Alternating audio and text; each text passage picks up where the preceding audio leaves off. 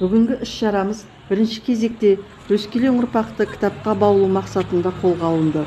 Оқымайтын және кітапқа қызығушылығы төмен балаларды кітап оқуға шақыру мақсатында ұйымдастырылып отыр.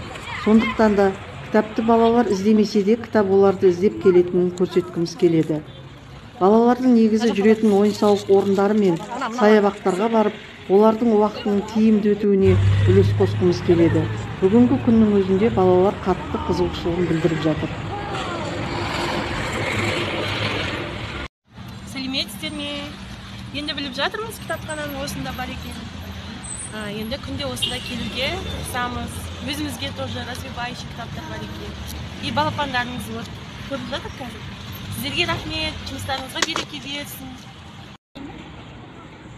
Бұл кітапхана өте үлкен. Бұл жерде ертегілер, энциклопедия және де тағы да басқа кітаптар өте көп. Мен бұл жерге бос уақытымда келіп, кітапты оқығанды жақсы көремін. Бұяқтың ауасы таза, өте жақсы. Таза ауада кітап оқыған пайдалы. Бүгін мен сабақтан қайтқан соң саябақта сәл демалып қайтайын дедім. Және де апалар осындай керемет көрме ұйымдастырыпты.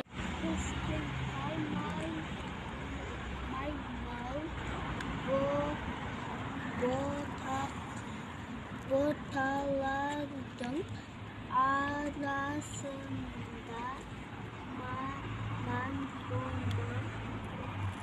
Көрмеге кітап қорынан алынған жаңа кітаптар, оқырман сұранысын қанағаттандыратын көркем әдебиеттер және әр жанрдағы ертегі, балалар әдебиеттері оқырман назарына ұсынылды.